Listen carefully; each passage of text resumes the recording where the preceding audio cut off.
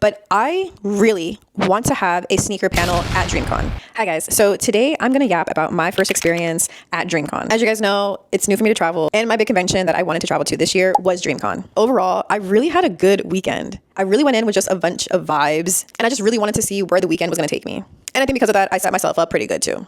Now, like I said, this is my first Dreamcon, and this is actually my first big, like, black nerd convention anyways. But it really was amazing to see so many black nerdy folks being themselves, having fun, cosplaying, doing black folks stuff. Like it was such a vibe, and people really make the convention so good. That also doesn't go without saying that there is some differences between other conventions that I've been to. And I think just in general where social media is right now, everybody was streaming. There was so many people who just had their phones out that were streaming the whole weekend. And I know streaming culture in general is just huge right now, so I totally get it. I also want to say this before I get too more into this video, but I really want to have a sneaker panel at Dreamcon. And honestly, just at any of these conventions. My whole page and basically my whole brand is bridging the gap between sneaker culture and fandom culture. I truly love when they intertwine with each other. So I know having like a really cool panel discussion of other like nerdy folks to talk about sneakers, as well as their love for fandoms, can definitely be done. So if you or anyone you know would even want to be a part of it, or in some way can help me try to make this happen, whether it be at Dreamcon or a different convention, like please let me know. Let us make this happen. I've been in the game for too long, well over 10 years now, and talking about sneakers is literally my passion.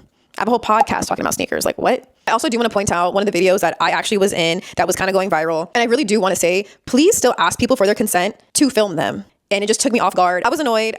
And I was really hungry. We were walking to Papa Dough. Like, I wanted to go eat. I hadn't eaten at all that day. Walking conventions is so much. You can very much see it in my face that I was annoyed, but definitely more so Tiffy, who was right behind me. And she literally had to have a talk with him right after that. So please, just ask people for their consent and ask them if you can just film them. There were so many different and really cool panels that were happening this weekend. Whether it be like the big, like main ones, but even like the smaller ones from like talking about finances, being a content creator, literally a lip syncing one. Shout out to GQ and Brandy. They even had one for which anime person would run like the best government. Like, what? Just so many options like anyone could choose from. And on top of that, the meetups were so sick. I went to the One Piece meetup because I just wanted to see everyone's costumes, and it's just a different type of feeling seeing so many people dressed up as One Piece characters that I love so much. I really do not know how to explain that feeling to somebody. And then just the cosplays in general, like black folks, we are so creative. And the way that we commit to some of these cosplays and costumes and bits, like it's ridiculous. I truly love to see it. And also, I heard a lot of stuff prior about how Dreamcon was like Freaknik and all these things.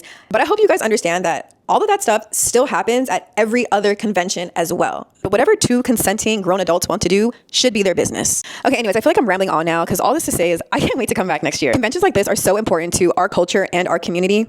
So until next year, Dreamcon, Rogue out.